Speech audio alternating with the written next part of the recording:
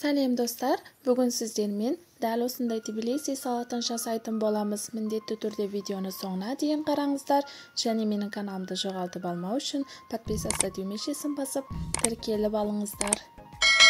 Ең алдымен бізге дәл осындай сиыр еті қажет болады. Сиыр етін видеода көрсетілгендей етіп бөліктерге бөліп аламыз.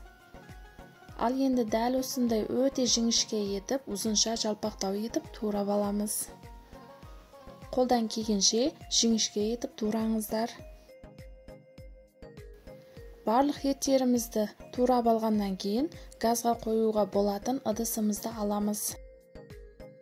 Мен кішкене жылтып алдым суымды. Ал енді жаңағы турап алған еттерімізді суға салып газға жібереміз. Біздің етіміз қайнағанға дейін пиязымызды турап аламыз. Бізге дәл осындай қызыл пияз қажет болады. Видеода көрсетілгендей етіп турап аламыз. Пиязды турап алғаннан кейін ыдысқа салып, кішкене уксус құйып жібереміз. Суымызды құямыз, және шай қасықта бір шай қасық қантымызды салып жақсылап араластырып алып қоямыз. Ал енді қиярымызды турап аламыз. Дәл видеода көрсетілгендей етіп, тең екі бөлікке бөліп, жалпақтау етіп турап шығатын боламыз. Қиярымызды турап алдық. Ал енді біздің етіміз қайнап шықты. Қайнап шыққаннан кейін дәл осындай бетіндегі көбіктерін алып тастауымыз қажет. Алып тастағаннан кейін ұзағымен 10 минуттай қайнатып аламыз. Ал енді қайнап піскен етімізге қара бұрыш, қызыл бұрыш, корейский тұз, өзіміздің тұз және сарымсағымызды салып, соевый соусымызды құйып, араластырып алып қоямыз.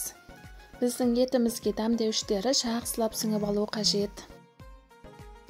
Ал енді қызанақтарымызды турап алатын боламыз.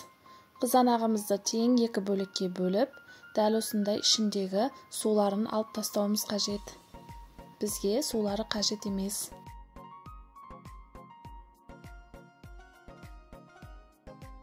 Қызанағымыздың суларын алып тастағаннан кейін ұзынша етіп турап алатын боламыз. Дәл осы видеода көрсетілгендей етіп турап алыңыздар. Турап алған қызанақтарымызды орта ыдысымызға саламыз. Ал енді бізге тәтті балғар бұрыш қажет болады. Тең екі бөлікке бөліп аламыз. Ішін тазалап аламыз. Тазалап алған тәтті бұрыштарымызды дәл видеода көрсетілгендей ұзынша етіп турап аламыз. Турап алған тәтті бұрыштарымызды орта ыдысымызға салып, дәл осындай көк пияздарымызды қырынан турап аламыз. Бұл салатымызға пекин капустасы немесе өзіміздің капуста, редиска қоссаңыздар да дәмі күшті болып шығады. Турап алған аскөктерімізді де саламыз. Жаңағы дайындап қойған пиязымызды суынан сығып алып қосамыз. Және дәл осындай бізге консервадағы фасол қажет болады. Фасолымызды саламыз. Жаңағы дайындап алған етімізді саламыз. Және майымызды қыздырып құйып жіберетін боламыз. Менің май қыздырып қойған жерім түспей қалған екен. Салатымызды жақсылап араластырып жібереміз. Сонымен біздің салатымыз дайын болды. Дастарханға тартсаңыздар болады. Міндетті түрде жасап көріңіздер. Өте витаминдерге бай салат болады. Сіздерге видео ұнаған болса, менің каналыма жазылып лайк басып, комментарийға өз пікірлеріңізді қалдырыңыздар.